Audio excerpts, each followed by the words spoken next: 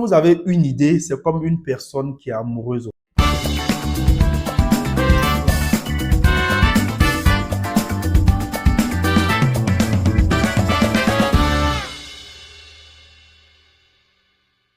L'impatience.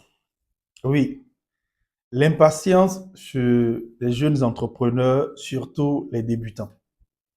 Aujourd'hui, lorsque nous suivons Internet, on a l'impression qu'une entreprise naît aujourd'hui et 1 an, 2 ans après, elle commence à brasser des milliards. Ce n'est pas aussi facile que ça. Vous voyez, l'entreprise, c'est comme un enfant.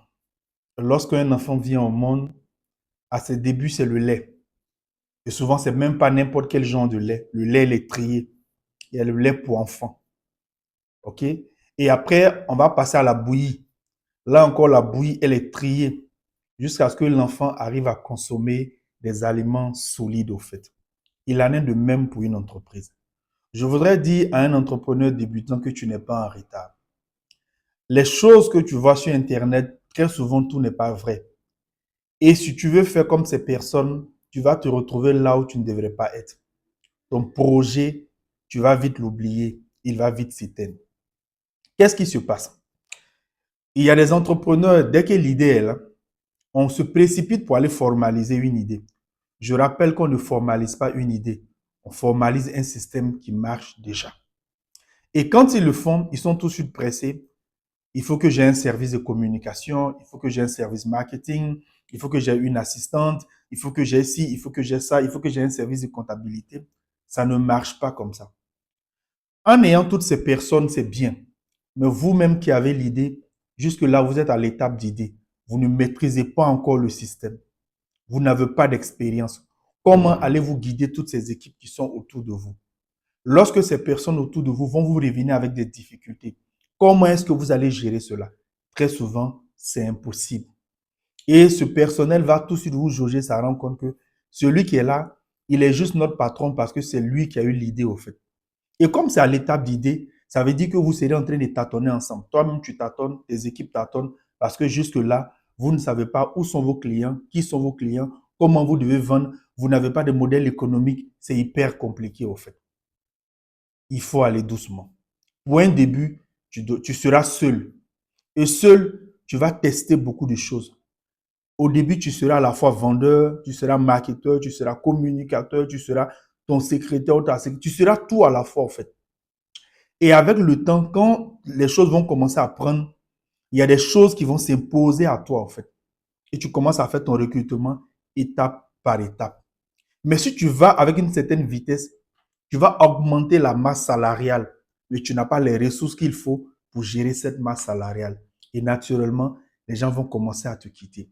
Et comme ils vont te quitter, tu finiras par conclure que cette idée, elle n'est pas bonne. Les grandes entreprises auxquelles tu veux ressembler, c'est bien. C'est même très bien. Parce que quand on marche, il faut qu'on ait des repères. Parce que lorsqu'on n'a pas de repères, on est perdu.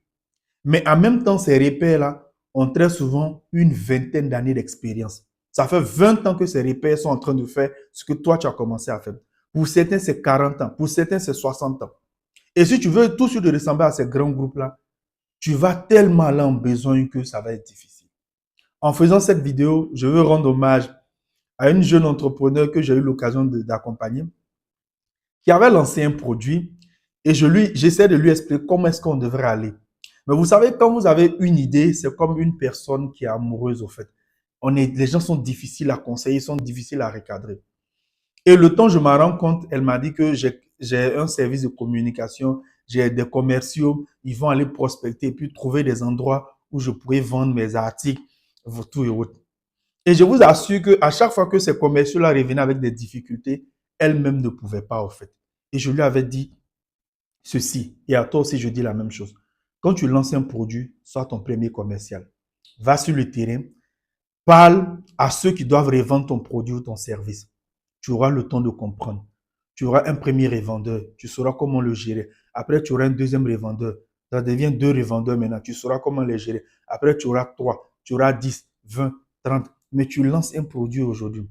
Et ton produit, même encore en phase de test, il n'est pas encore totalement prêt. Et tu vas avoir 200 revendeurs. C'est sûr et certain que les gens seront dessus de toi. Et il y a tous ceux aussi qui ont un produit et qui veulent le parfait avant de démarrer. Ça ne marche pas comme ça, en fait. Les gens sont allés étape par étape. Tu lances ton produit, tu commences à le tester à une petite échelle et tu vas le parfaire au fur et à mesure jusqu'à avoir le goût que tu veux, si c'est des produits, le design que tu veux, l'emballage que tu veux, le packaging, tout ce que tu veux, au fait, et tout le branding que tu veux, c'est progressivement. Mais ne laissez pas les gens vous faire croire que tout doit être parfait avant de commencer. Sinon, tu ne commenceras pas. Mon conseil pour toi, sois patient, va étape par étape et tu vas réussir ton idée d'entreprise. Merci, c'était Coach Joël et à très bientôt pour une autre vidéo.